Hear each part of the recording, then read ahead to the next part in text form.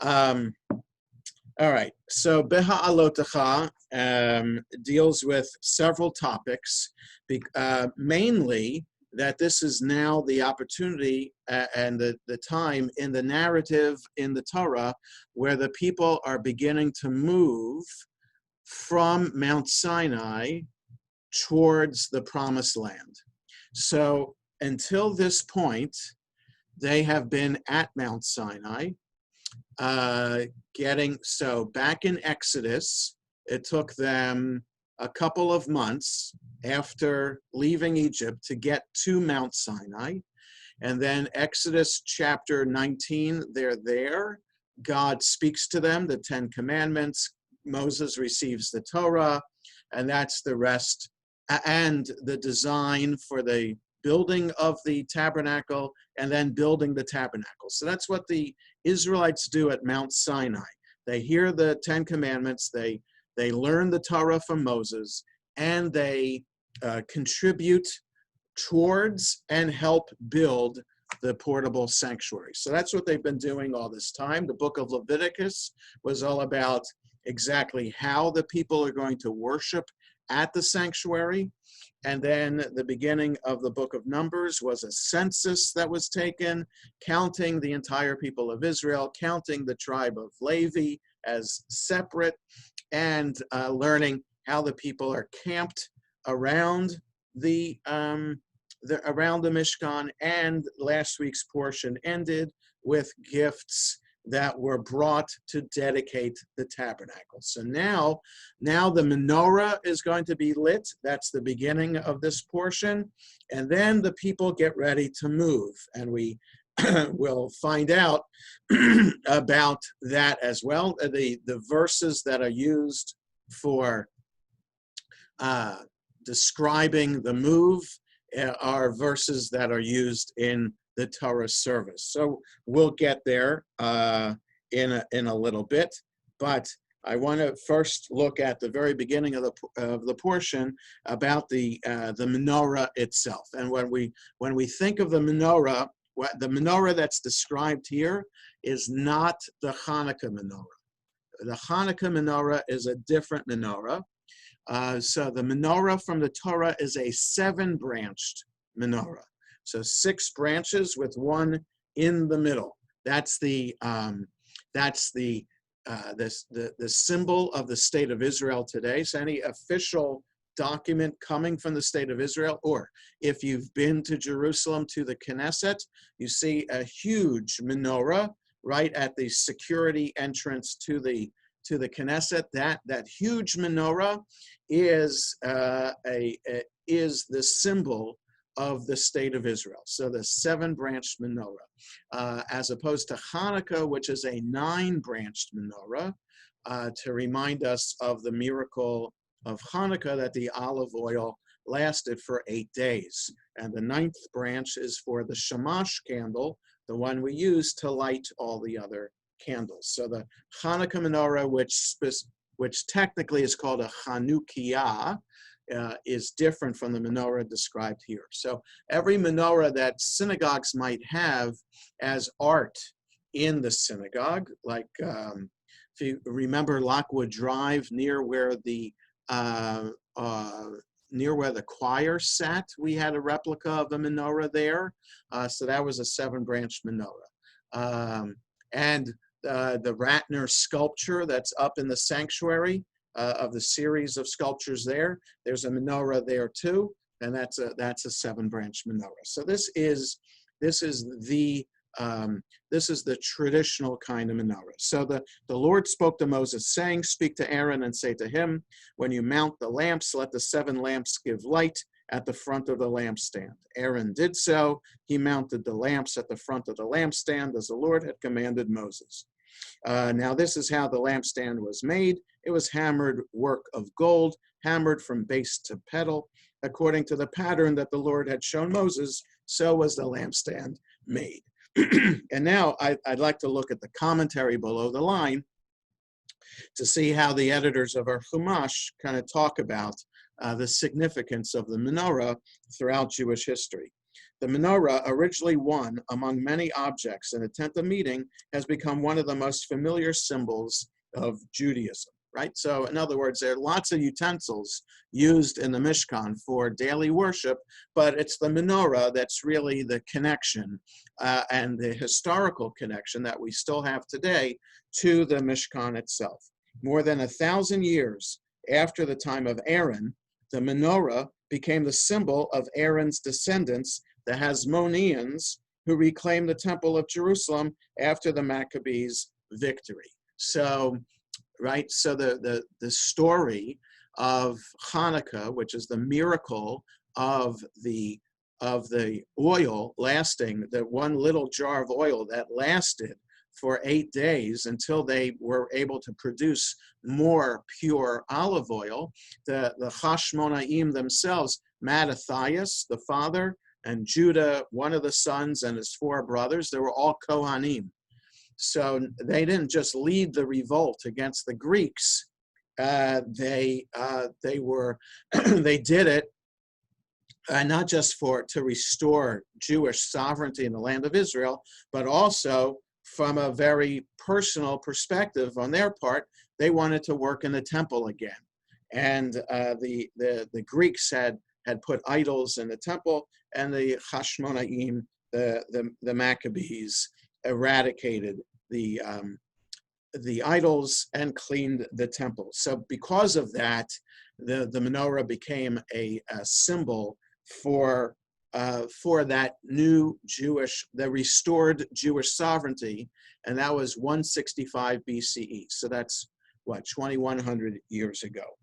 Today, we use an 8-branch menorah, now known more precisely as a Chanukiah, to commemorate the 8 days of Hanukkah miracle. The menorah described here is 7-branch. So again, just as I said, the menorah carried off by the Roman soldiers in a victory parade is featured in a carving on the Arch of Titus in Rome, which celebrates the defeat of the Jews in 70. So if you've been outside the Colosseum in Rome, there is the Arch of Titus there. So I had the privilege of traveling to Italy with Lenore a few summers ago and saw that firsthand. I mean, if you just Google menorah Arch of Titus, you'll see this very famous relief. So within this arch, I don't know, you kind of picture the Arc de Triomphe in Paris. The Arch of Titus is smaller than that, about a third of the size, and it's outside the Colosseum. You can't get too close to it, but inside the arch itself. So not as you're seeing the arch, but inside the curvy part are like reliefs that each one is a different scene of Titus defeating Judea and bringing the loot back to Rome. And one of the relief sculptures there are soldiers carrying several items from the temple, including the menorah. So it is corroboration, it's historical corroboration that the temple existed and that the temple was destroyed by Rome, because here you have not a document, but an actual sculpture that was made to depict this. I mean, they could have had a picture of anything, but they had this picture of that menorah, and it's pretty. Jews are not supposed to walk through it, right? I'm not sure that you can walk through it. It's possible you can, but yes, it could be bad luck, because why would you want to walk through an arch that was made by the evil enemy that actually destroyed the temple in Jerusalem? Yes, so there is that, and if you do a walking tour, which I think we did at the time, even no matter who the guide is, they know about this, and whether it's a Jewish walking tour or or an Asian group, they'll talk about the significance of the Arch of Titus in that way. Yeah, so my only point in bringing that up is that I think the depiction of the menorah on that arch was most likely what the menorah looked like in the temple in Jerusalem. So it's just fascinating to see that history in that way. And it's also amazing that arch, whenever it was made, I don't know, like a few years after the victory, how much longer? Well, we make monuments for past presidents, and sometimes it takes a while to do that. So the Washington Monument, when was that built in Washington? And how long after George Washington died was the Washington Monument built? So I don't know how long after the temple was destroyed and the loot brought to Rome was the Arch of Titus made. But it's nearly 2,000 years old. So it's kind of amazing to see history brought to life in that way. Okay, the menorah carried on, right? The seven-branch menorah became the seal of the state of Israel, as I mentioned before too, recalling the bush that burned but was not consumed. The light of the menorah would never be permanently extinguished. So separate from the Ner Tamid, which was a separate eternal light that was kept burning in the tabernacle, which we still have today and every synagogue still has today, the menorah also was to be kept burning, and it was part of the ritual of the Kohanim to ensure that at a particular time of day, every single day, they would replace the lights or add more oil to it to ensure that it kept on burning. So now, Isaac Luria, so he was a mystic from Tzfat about 500 or a little bit less years ago. He teaches that the 6 branches of the menorah represent the several scientific and academic disciplines, whereas the center stalk represents the light of Torah. Secular learning and faith are not rivals.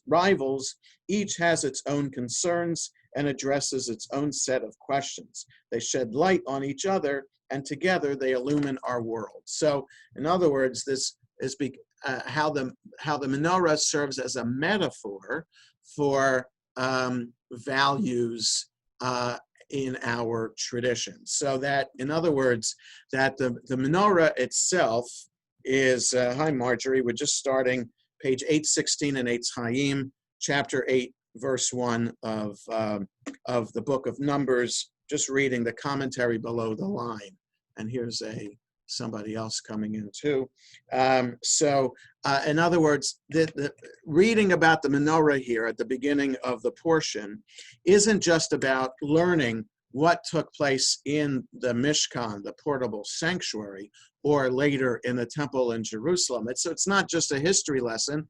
The menorah itself serves as a metaphor for us. So just as the burning bush does. So my rabbinical school, the Jewish Theological Seminary, the logo of the Jewish Theological Seminary is that burning bush, the bush that was not consumed. So kind of the light of Torah doesn't go out, the Jewish people hasn't been extinguished, that kind of lesson of what the burning bush represents.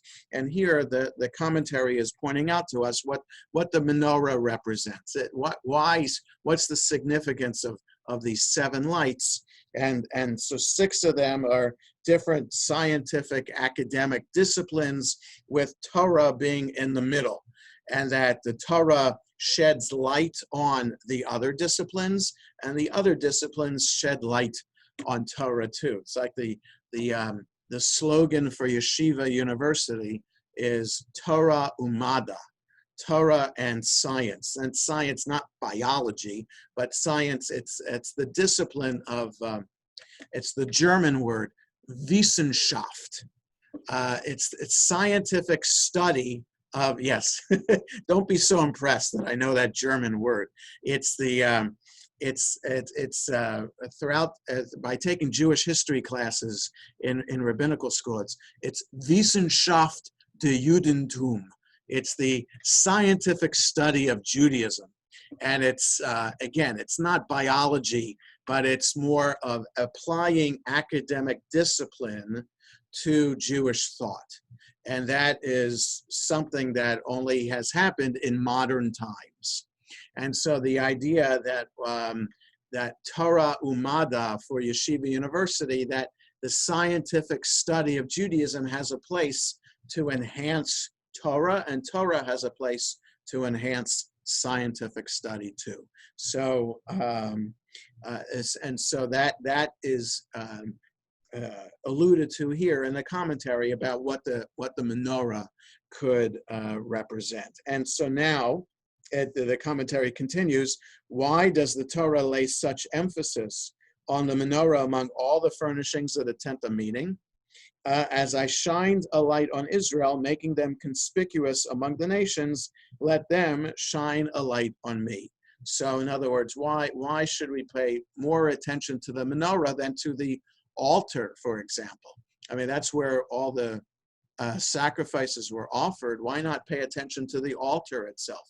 Or why not pay attention to the ark that had the 10 commandments inside of it and the Torah inside of it? What's so special about the menorah here? And so Numbers Rabbah, which is the source being quoted here, is a midrash commentary, rabbinic commentary to the book of Numbers. As I shined a light on Israel, making them conspicuous among the nations, let them shine a light on me. So it's a two-way street. God will take care of us, and we have to shine a light on God as well. So God has no visible form, the commentary continues. Only when Jews live by the values of Torah do they embody what God stands for and make God manifest in the world.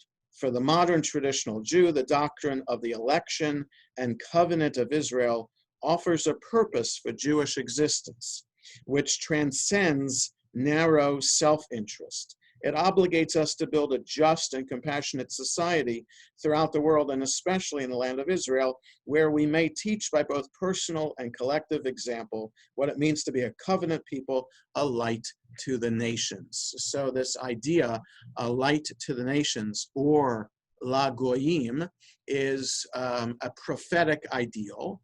And it's the commentary here, the editors of our Chumash are relating light unto the nations to the menorah, the light of the menorah itself, and the moral, religious, spiritual obligation we have to not just live by the words of the Torah, but to be models to other people around us of how to live. And that is something that Jews have taken seriously, Jewish leaders, thought leaders have taken seriously over the centuries, and taken this responsibility to heart. And in fact, there's some people in Israel today, in the state of Israel today, who suggest that, like the code, the ethical code for the Israeli army, takes this idea that we have to be, yes, we will defend the state of Israel, and we have the right to defend the state of Israel, the Israeli army says, but we have to do so in an ethical way. And doing that in an ethical way is living up to the Or Lagoyim, being light unto the nations. And some suggest even there was a Zionist ideal as well, settling the land of Israel also. We as Jews need to live in Israel in order to be a light unto the nations. It's one thing to be a light, a model to other people within the diaspora. It's quite another to establish a state, a country that would be a light unto other people, other countries too. So just you can see here the midrashic way in which the commentary below the line takes this very simple statement of the menorah was lit into what the spiritual and significance of that is. Okay, so that's what I wanted to share about the menorah. There is then chapter 9 begins a discussion about how just before the people were ready to move on from Mount Sinai, they are observing Passover now, the first Passover outside of Egypt. So this is chapter 9, and I wanted to look at what it says here. So let's read what it says, page 819, or in the Eitz Chaim, or chapter 9, verse 1. The Lord spoke to Moses in the wilderness of Sinai on the first new moon of the second year, following the exodus from the land of Egypt, saying, let the Israelite people offer the Passover sacrifice at its set time. You shall offer it on the 14th day of this month. At twilight, at its set time, you shall offer it in accordance with all its rules and rites. Right? Exactly how Passover is done forever. Moses instructed the Israelites to offer the Passover sacrifice.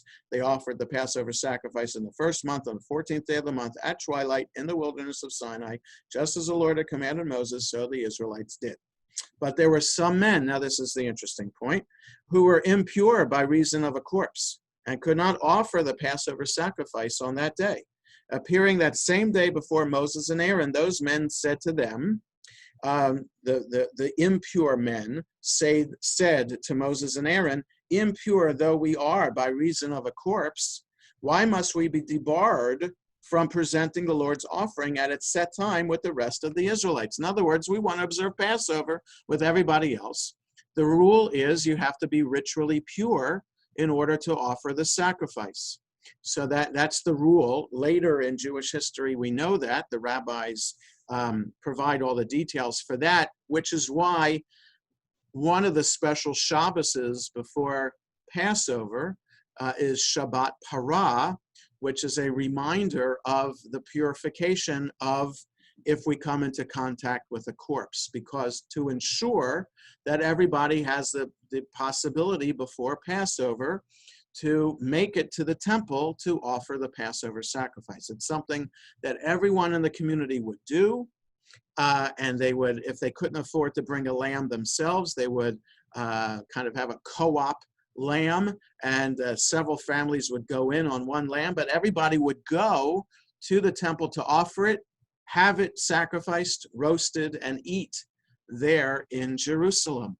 So you have to be ritually pure in order to do that. So these people are asking a legitimate question, but okay, so we're impure. What does that mean? We don't, I'm going to have, so my Zoom is telling me my internet connection is unstable. So if I freeze up, don't worry, it'll unfreeze in a moment. So if I'm impure, does that mean I don't get to observe Passover at all? These guys are saying. So Moses is stumped. Moses said to them, stand by and let me hear what instructions the Lord gives about you. So in other words, hold on, let me check with the boss. I can't give the answer. I have to check with my supervisor and see what God has to say about this, which is fascinating, because this is the first of several times in the book of Numbers that Moses has to ask advice from God, because Moses doesn't have an answer. We'll see that Moses does this with somebody is gathering wood on Shabbat and is found outside the camp gathering wood, and it was brought to Moses what to do with this guy because he's violating the laws of the Sabbath. And Moses says, I don't know, let me check. And God says, stone him to death. Yes, so that's not, okay, but it's another example of Moses saying, I don't know, I have to check with God. Even though God taught Moses the Torah, Moses had to check with God. Another example is when later in the book of Numbers, when Moses apportions the land of Israel to the Israelites, telling them where they're going to be settling in the land of Israel, everybody gets a portion based on their father, and their father gives the inheritance to their son. So all men in the community get a portion in the land of Israel. So the daughters, the 5 daughters of a man named Salafchad, come to Moses and say, what about us? We don't have a brother. Our father died. Does that mean that his name is lost now and he doesn't have a portion in the land of Israel? Is that fair that we got out of Egypt, we marched all this way in the desert only to not have a land portion that would be designated as Salafchad's land? And Moses says, good question. I got to ask. And God says, okay, the daughters can have it as long as they stay within the tribe. If they marry somebody within the same tribe, then they can inherit the land and take the land. Now, the rabbis say that Salafchad, the guy, the father of these 5 daughters, was that man who was gathering wood on Shabbat. So they make the connection between the guy gathering sticks to being Salafchad, and even despite the fact that he violated Shabbat in public in that way, even then the 5 daughters are able to get a piece of land in the land of Israel. But all of that is a tangent to, we shouldn't be surprised here with Moses asking God for the answer to this question. And so it says a lot about Moses himself, that he just doesn't make things up on the spot, or doesn't assume that he has the right to interpret the Torah in a way that would answer this question. That he has the opportunity to ask God, and he knows that God will give him an answer, as opposed to rabbis today who do their best in answering a question based on the thousands of years of source material to study to derive an answer today, right? So in other words, the rabbis of the Mishnah and the Talmud would like to believe that they were hearing God when they were interpreting the text themselves, but they understood that they had the right to do so. And there's a classic story in the Talmud about how one rabbi says, I know that my interpretation is right, and I know you rabbis, your interpretation is wrong about this specific matter that we're discussing today.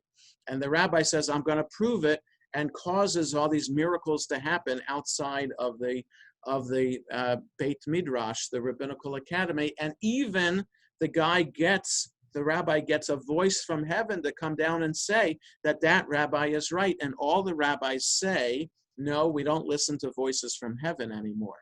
So here, in contrast to the Torah, which says that Moses was listening for a voice from heaven to answer the question, the rabbis themselves say, no, we don't listen to voices from heaven anymore, and we need to make these decisions and derive answers on our own. So I wanted to,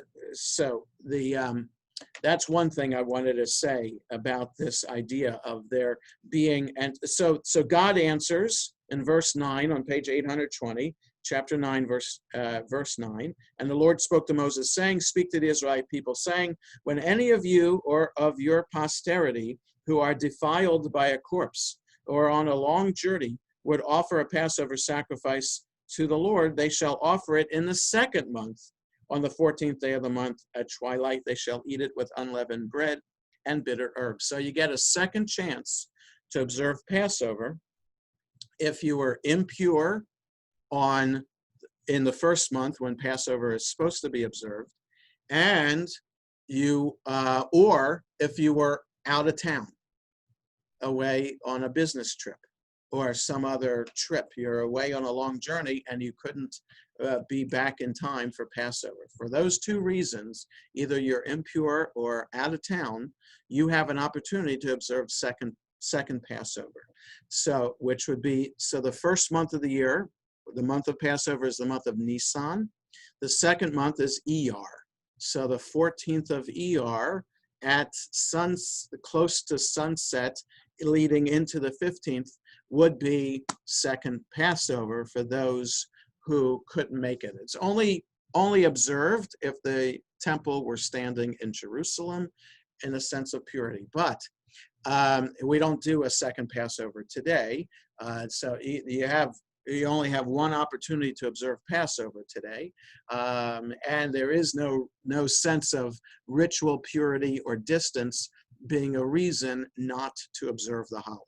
So we don't have those excuses anymore. But there were rabbis on my conservative rabbi listserv who were saying, well, maybe we should do second Passover this year because first Passover we had to do by Zoom. And they were thinking that maybe by second Passover, when it would have been. So when was Passover, the first Seder this year? The middle of April. So the middle of May, some rabbis were thinking maybe by then we would have had the opportunity to be together again, and maybe we should encourage a Seder at that point. Now, obviously, nothing was open up, and it was just an interesting matter for discussion. Yes, Gabe, unmute yourself for your question. I can't unmute you. Yeah, go ahead. Does this have to do with Purim Katan? Purim Katan. Little Purim? Right, I know what it is. You put me on the spot there, Gabe, because offhand, I'm not sure what Purim Katan is. There is Shushan Purim, which is the day after Purim, which is observed in the city of Jerusalem, a walled city from the time of Purim itself. But Purim Katan, oh, Gabe, I'm so embarrassed. I don't know what Purim Katan is offhand. I have to look it up. Let me answer that question. I see it on the calendar each year. I never know. Right, I know. Purim Katan. Oh, yes, duh. So Google answers the question. Is it when there's two Adars? Yeah, exactly. When there are two Adars. Very good. All of you are smarter than me today. During leap years on the Hebrew calendar, this is Rabbi Google says this.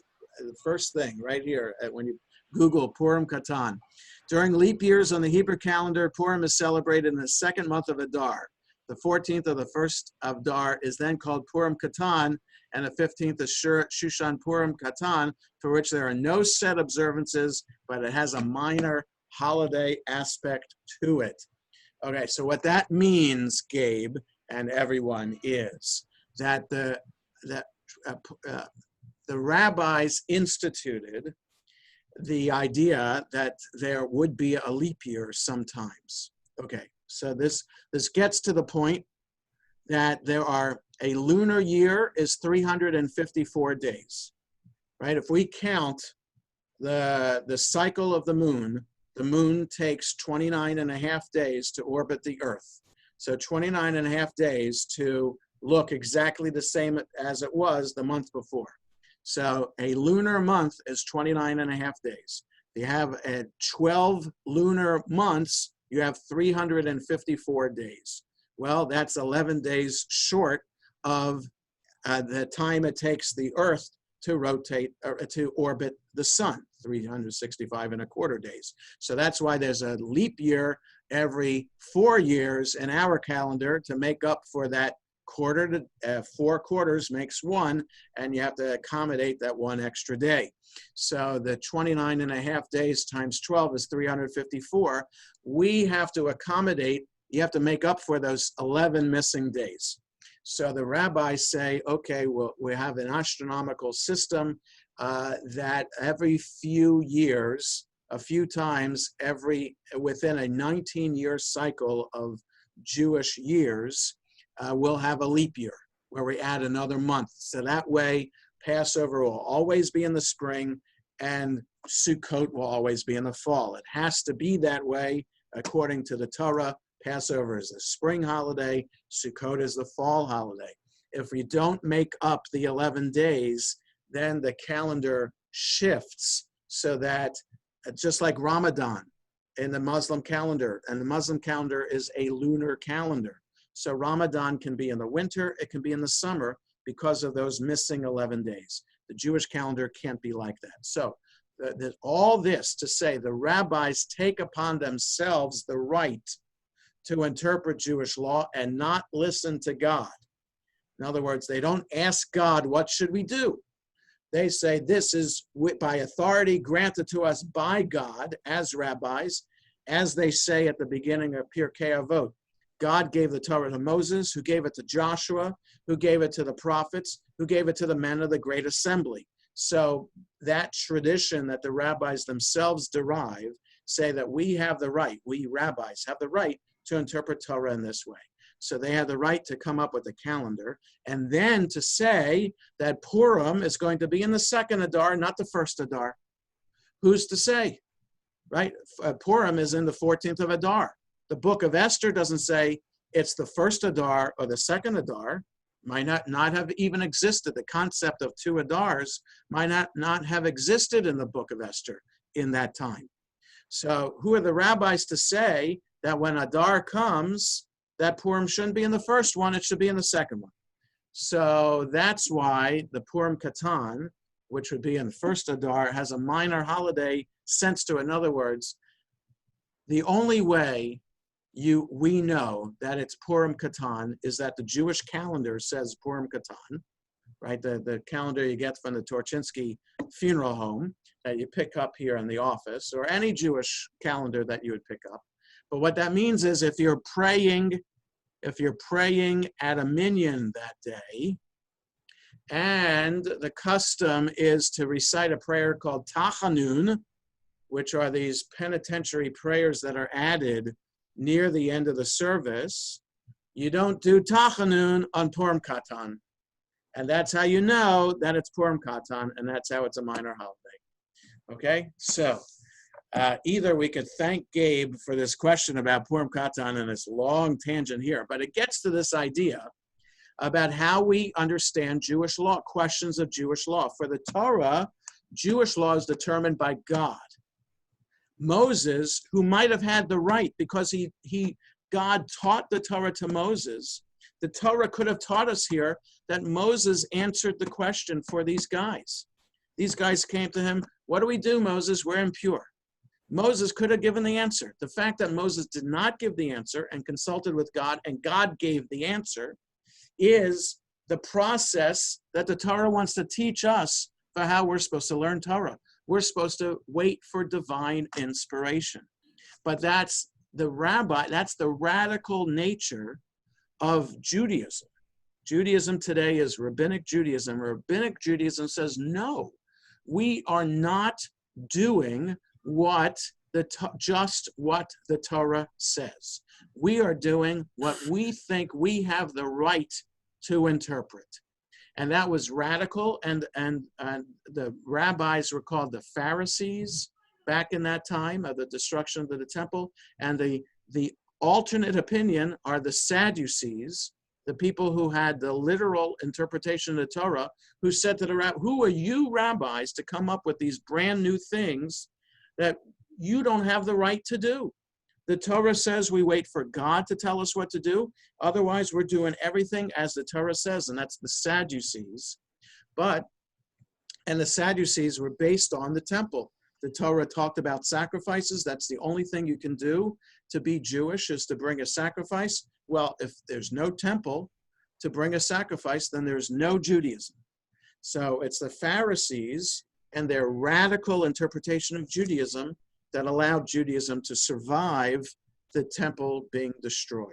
And it allowed us to still be Jewish today, to be Jewish independent of a temple in Jerusalem. So what is described here as Moses consulting with God is the opposite of what's done today.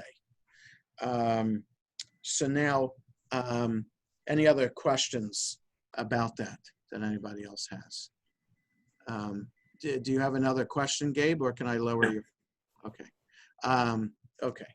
So below the line for this, on page 820, the comment to verses 6 to 12, people who were ritually impure felt deprived in not being able to share in this central national reaffirmation. That is the Passover holiday, a reaffirmation of us being free from Egypt. They brought their problem to Moses, who in turn brought it before God. God acknowledges their sincerity and grants them a second Pesach 1 month later. To the sincere individual, life often does offer second chances for spiritual fulfillment that may have been missed when the opportunities first presented themselves.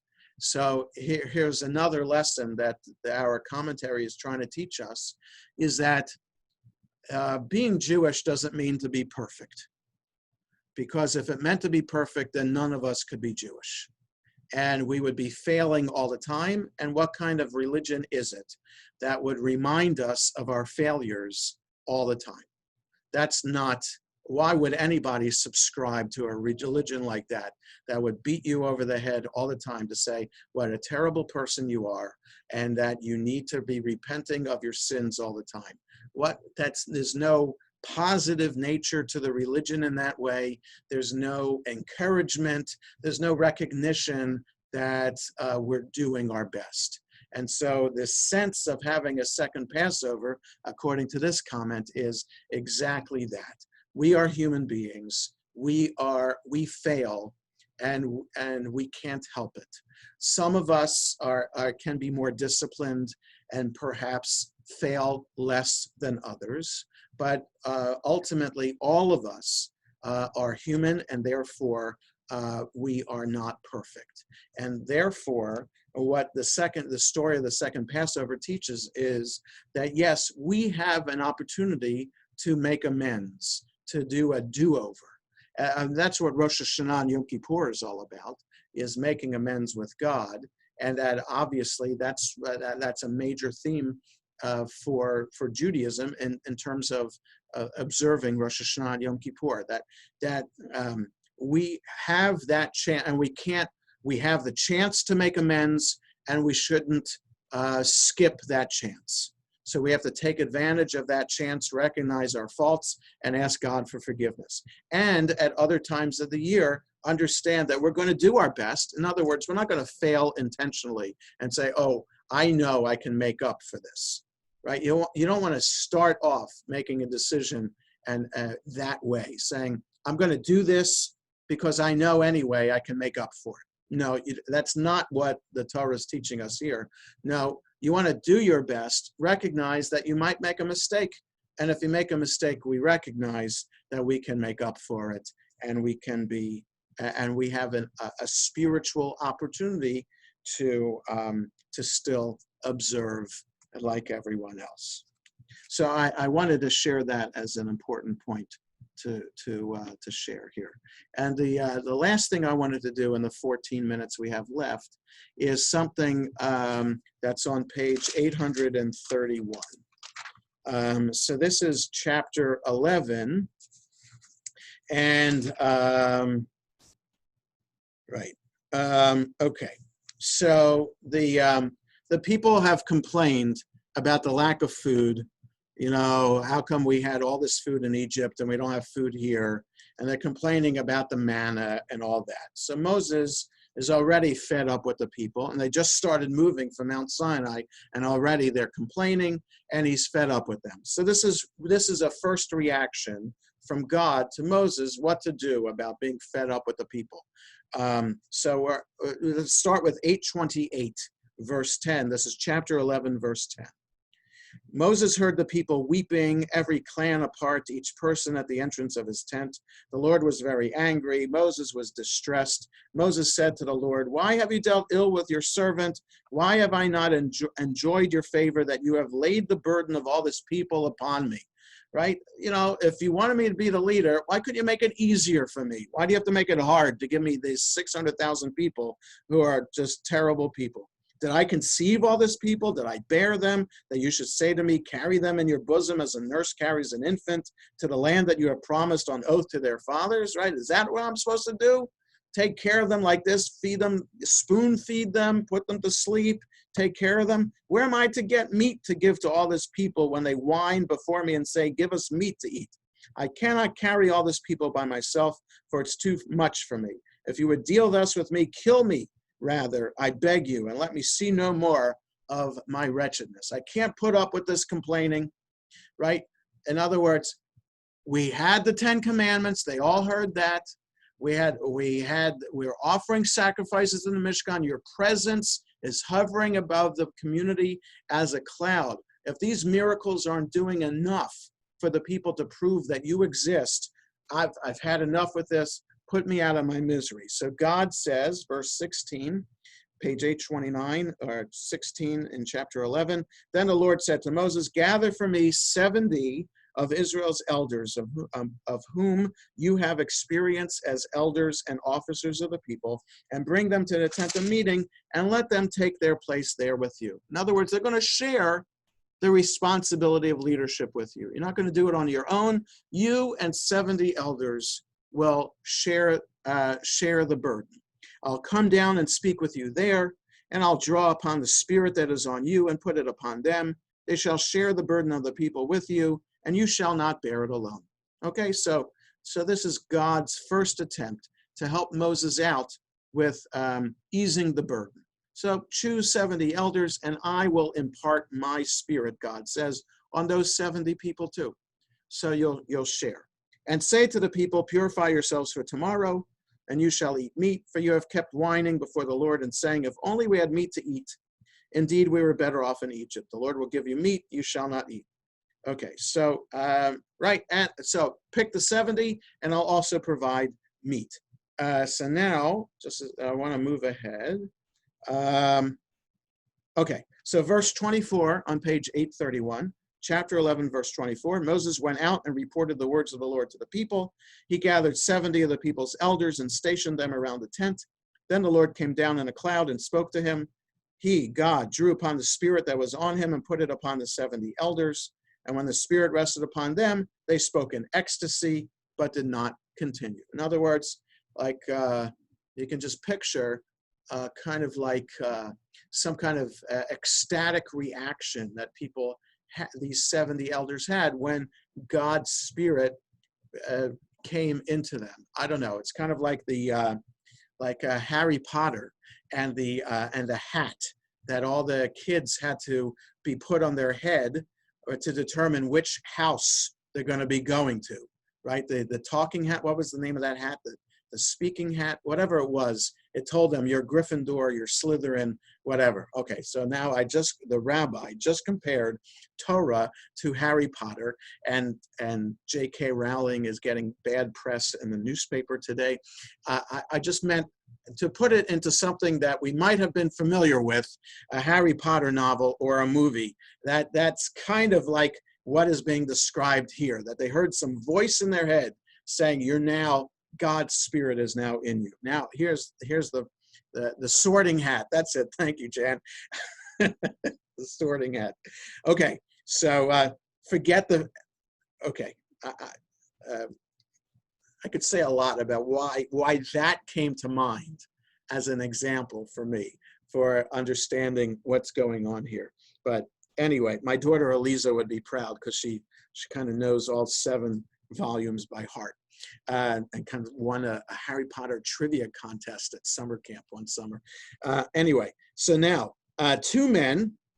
So there are 70 elders and there's Moses. And there's 2 additional men, one named Eldad and the other Medad, had remained in camp, yet the Spirit rested upon them. They were among those recorded, but they had not gone out to the tent, and they spoke in ecstasy in the camp. So it's unclear. Are they part of the 70, but they stayed with the camp and didn't go? Or are they 2 extra people? We don't know. But whatever it is, they are set apart from the other 70, and they are speaking in ecstasy as the result of feeling God's Spirit on them. And 832, verse 27, a youth ran out and told Moses, saying, Eldad and Medad are acting the prophet in the camp. They vayit nabu. So we have to understand a little bit about Hebrew. They are not being prophets. They are acting the prophet. The English doesn't do it justice. So they are not prophesying. They're not actively prophesying. They are mitnabim. They are prophesying to themselves and outward. In other words, they're feeling it on the inside and feeling it on the outside. as opposed to prophesying, which is just speaking to people. Vayit nabu means that they were internalizing and externalizing it. And Joshua, son of Nun, Moses' attendant from his youth, spoke up and said, "My Lord Moses," okay, that's good. Thank you, Marjorie, about the latest. That's right. I heard about that J.K. Rowling is releasing kind of like doing it the old-fashioned way, right? Charles Dickens, didn't he publish his books like one chapter at a time in newspapers? So that's what J.K. Rowling is going to be doing. Okay, to all your J.K. Rowling fans. So Joshua, son of Nun, said, "My Lord Moses, restrain them. Stop Eldad and Medad from prophesying in this way." Right? They're not part of the 70. Why should they have the right to do that? But Moses said to him, "Are you wrought up on my account? Would that all the Lord's people were prophets, that the Lord put his spirit upon them." Moses then re-entered the camp together with the elders of Israel. So here's another fascinating element about Moses that I wanted to highlight here by bringing this out. So Moses is worried about the burden of being the leader of the people. God offers a solution. You don't have to do it yourself, Moses. Here's 70 extra people that you can share the burden with, which is great. So Moses then doesn't argue with God about this. You know what, God, I kind of like being by myself. I don't like to delegate. I don't like to work with a team. I'd really like to be on my own. You know, all of us who are at work or work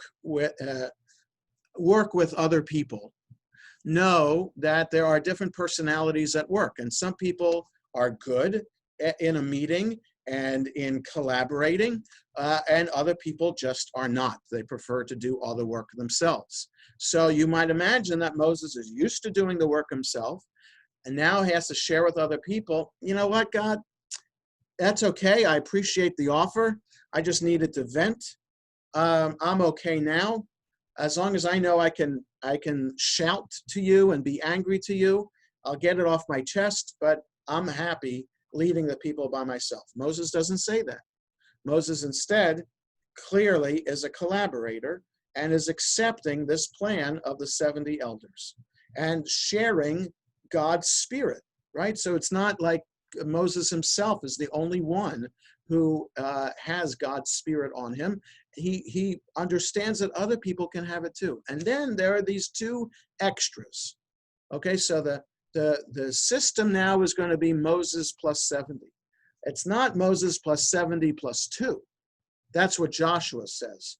It's Moses plus 70. Who are these two extras? And Moses goes the extra mile and said, no, Joshua, don't worry about me.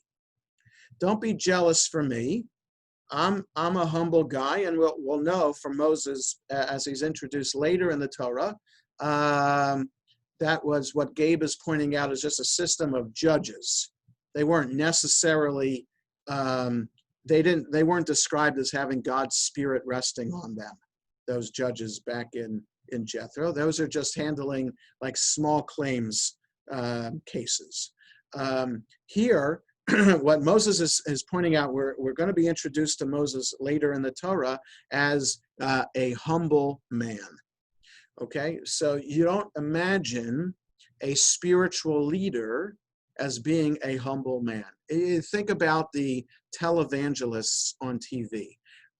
They might preach humility, but they are not necessarily models of humility. Okay, and you know, I'm thinking about those about whom there were scandals, right? Like, what was it, Kevin and Tammy Baker back in the 90s, who were stealing all the money from their telechurch, all the people donating money, and it all went into their personal bank account.